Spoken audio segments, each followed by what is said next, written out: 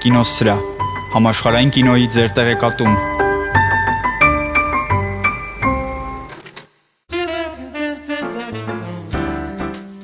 Արմ ռադիո եթերում կինոսրահն է, բարի օր։ Այսօր ձեր ուշադրությանը կներկայացնեմ ֆրանսիացի հանրահայտ դերասանուհի Ֆանի Արդանին և սերբ ռեժիսոր Գորան Պասկալևիչին, բայց նախ կինոնորություններ։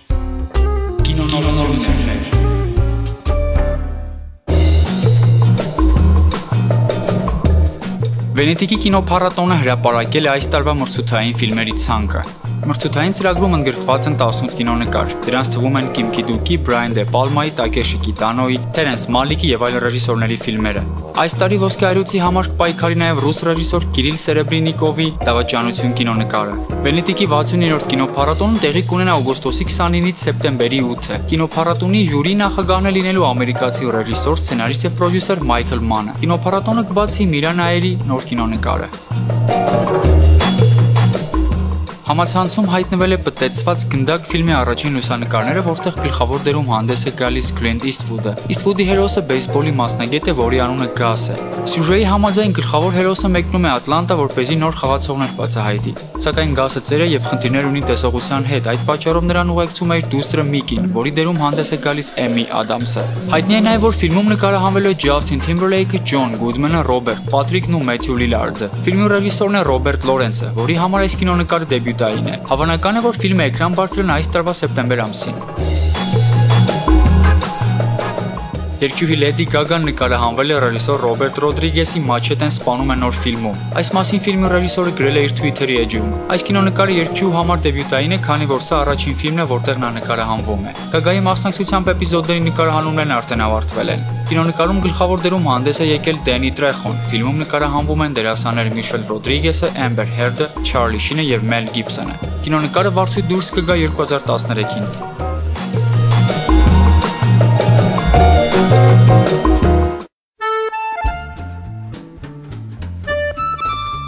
Ֆանի Արդան Ֆանի Արդանը ծնվել է 1949 թվականին Ֆրանսիայում։ Հռչակավոր ֆրանսիացի դերասանուհի է։ 1976-ի վեր նկարահանվել է ավելի քան 50 ֆիլմում։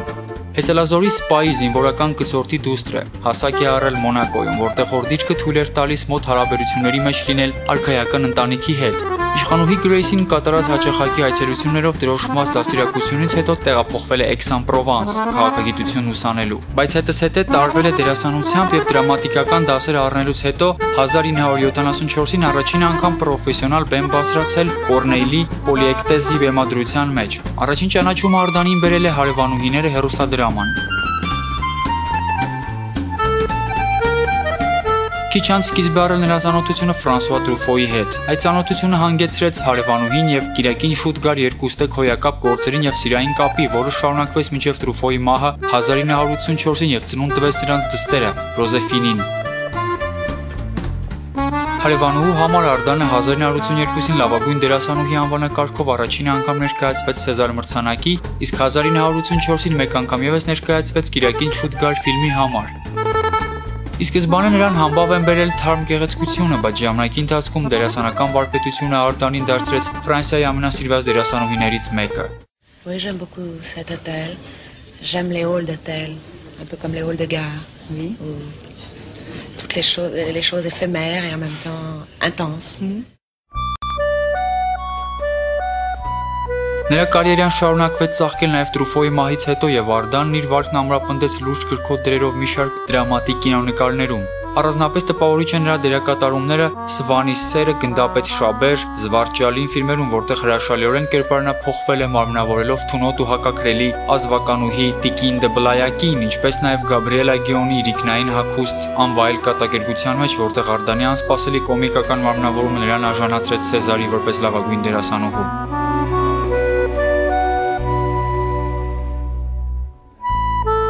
Արդանը շարունակել է նաև իր բեմական կարիերան Ստրինբերգի «Օրիորդ Ժուլի», Մոլերի «Դոն Ժուանի» բեմադրություններում և Ռոման Պոլանսկու «Մեծ գովեստներ» վաստակած վարպետության դաս ներկայացման մեջ, ուր հանդես է եկել օպերային աստղ Մարիա Կալասի դերում։ Տիրապետելով անգլերենին և իտալերենին նա գլխավոր դերեր է խաղացել նաև մի քանի հոլիվուդյան, բրիտանական և իտալական ֆիլմերում։ Արդանի վերջին անգլալեզու կինոնկարը Ֆրանկո Զեֆիրելիի «Ընդմիշտ Կալասն» է, որտեղ նա դարձյալ մարմնավորել է Կալասին։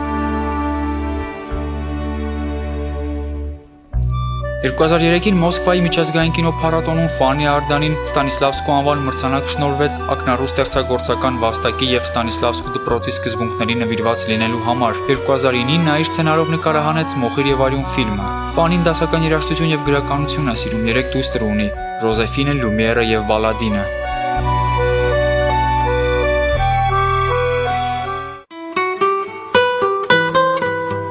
Գորան Պասկալևիչ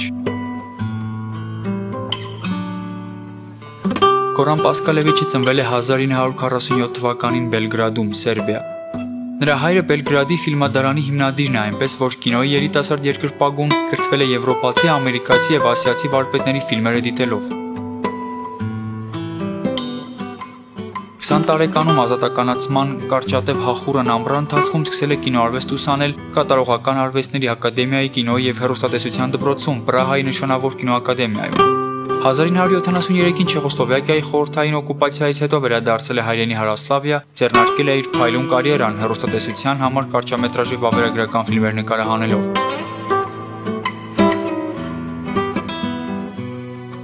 Նրա առաջին խաղարկային աշխատանքը Լողապի պահակը ձմռանը արժանացել է Բեռլինի միջազգային կինոփառատոնի ժյուրիի հատուկ մրցանակին եւ արևելաեվրոպական կինոյում հայտնված նոր տաղանդի համբավ բերել նրան։ Հայորդ տասնամյակում ստեղծված ֆիլմերը սյուժետային պատմություններ են անհանգիստ զուտ մարդկային կերպարներով, որոնք ջանում են դիմադրել ձախողություններին ու ճակատագրի խաղերին։ Միջազգային ասպարեզում Պասկալևիչի ստեղծագործությունը գնահատվում է առօրյա իրականության մեջ արտասովորը գտնելու նրա կարողության համար։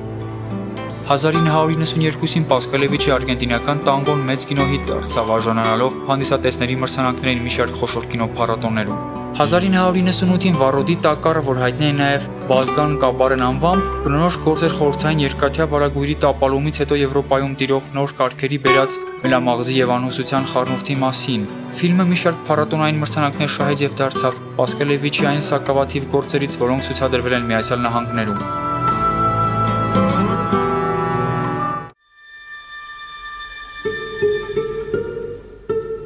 Թեև նրա ֆիլմերում քաղաքականություն եւ ընդդիմադիր վերաբերմունքը Հրասլավիայի ղեկավար Սլոբոդան Միլոշևիչի հանդեպ միշտ թաքնված են եղել, տողատակում ռեժիսորն զգաց, որ իր կյանքն ու հարազատների գոյությունը վտանգի տակ են, ինչն էլ նրան դրդեց 1994-ին հաստատվել Փարիզում։ Որպես տարագիր ռեժիսոր Պասկալևիչն Իռլանդիայում նկարահանեց, թե ինչպես հարին ծառ դարձավ Մռայլ առակը, ճապոնական պատմվածքի հիման վրա Սիլիան Մըրֆի եւ Քոլ Մինիի մասնակցությամբ վերջինս իր դերակատարման համար իռլանդական Օսկար նվաճեց։ Նրա վերջին ֆիլմերն առնչվում են տարածաշրջանի ռազմական հակամարտության հետևանքներին։ Միջձմեռնային գիշերվա երազը պատմում է սերբ զինվորի մասին, որը դասալքության համար բանտարկվելուց հետո վերադառնում է տուն ու պարզում, որի բնակարանը զբաղեցրել է մի կին դստեր հետ։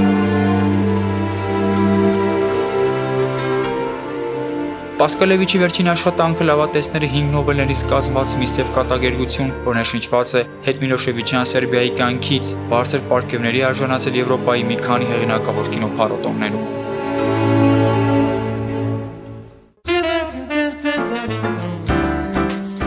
Այսօրվա համար այսքանը, մինչ հանդիպում։